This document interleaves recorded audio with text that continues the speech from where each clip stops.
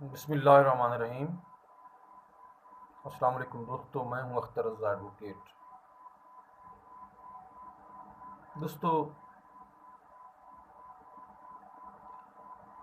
ہر چیز کو بگاڑنا یا سنوارنا ہمارے اختیار میں ہوتا ہے۔ جب قومیں بنتی ہیں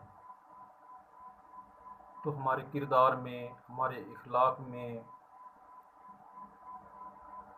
ایک سدھار آنا شروع ہو جاتا ہے۔ جب یہ سدھار آنا شروع ہو جاتا ہے تو ایک قوم بننا شروع ہو جاتی ہے، اور جب قومیں مٹتی ہیں، زوال کی طرف جانا شروع کرتی ہیں، تو زوال کی وجہ ہمارا اخلاقی زوال، ایک ہمارے ویلیوز جو ہوتی ہیں وہ گرنا شروع ہو جاتی ہیں اور بلندی سے پستی کی طرف آنا شروع ہو جاتی ہیں۔ ہمارا المیہ یہ ہے کہ ہم اگر اپنے گریبان میں جھانکتے ہیں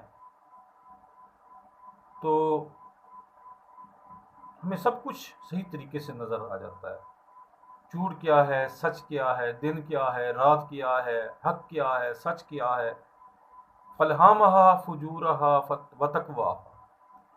کہ اللہ تعالیٰ نے فرمایا کہ میں نے تو تم پر الہام کر دیا ہے کہ سچ کیا ہے اور جھوٹ کیا ہے، حق کیا ہے، باطل کیا ہے۔ یہ تو ہو ہی نہیں سکتا کہ انسان کی فطرت میں یہ چیز موجود نہ ہو کہ وہ حق کو نہ پہچان سکے۔ اب مسئلہ کیا ہے؟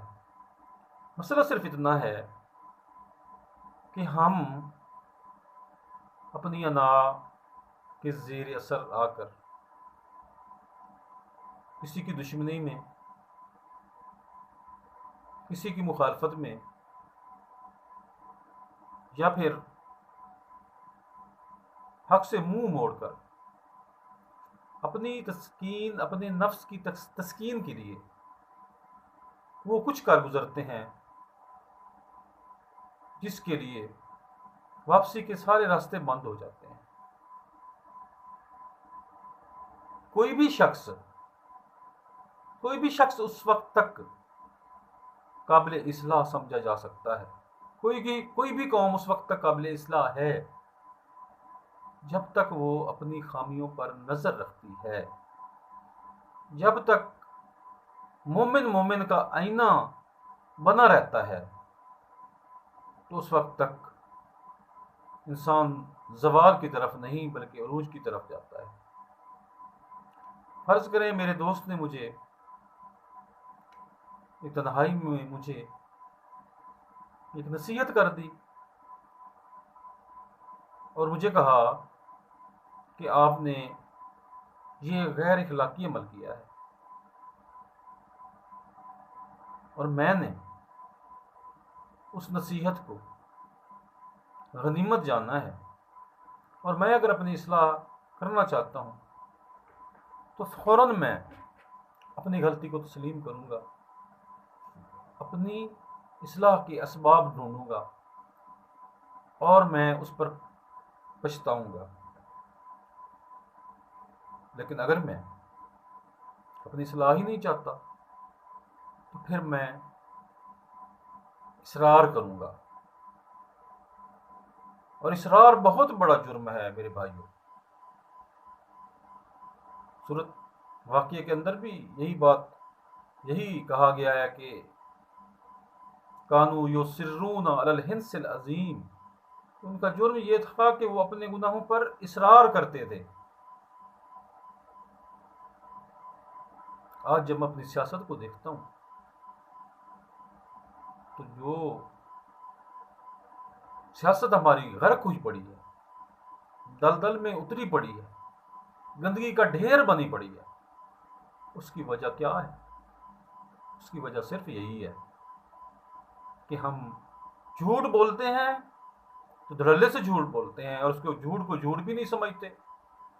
گناہ کرتے ہیں تو گناہ کو گناہ نہیں سمجھتے۔ اگر گناہ سمجھ لیں تو پھر تو چھوڑنا پڑے گا۔ اگر رشوت لی ہے تو اس کو رشوت نہیں سمجھتے. اگر رشوت سمجھیں گے تو پھر واپس کرنی پڑے گی، پھر لینی بند کرنا پڑے گی میرے بھائی. تو میرے بھائی، جب میں جھوٹ نہیں بولنا چاہتا تو جھوٹ سے ہی برائی شروع ہوتی ہے. میں جب امانت کی حفاظت نہیں کر سکتا، پھر مجھے اتنی بڑی ذمہ داری قوم نے کیوں میرے کندھوں پہ ڈال دی ہے؟ اسی لیے تو کہتے ہیں کہ جیسی قوم ویسے اس کے سربراہ. قوم یہیں پہ غلطی کرتی ہے. اچھے لوگوں کو اوپر لے آنا خود قوم برداشت نہیں کرتی. ایک شریف آدمی اگر اس کے پاس دولت نہیں ہے، اس کے مقابلے میں کوئی اچکا، کوئی بدماش دولت مند کھڑا ہے، تو یہ قوم اس کے پیچھے لگ جاتی ہے. آج قوم نے غلطی یہ کر لی ہے، غلطی کر کے عمران خان کو لے آئی ہے، تو اس کی قیمت بھی بھگتنی پڑ رہی ہے. آپ کے سامنے حالات ہیں. کتنے دکھ کی بات ہے، کتنے ڈٹائی سے لوگ کہتے ہیں کہ اربوں ڈالر کی جائیدادیں غیر ملک کے اندر موجود ہیں.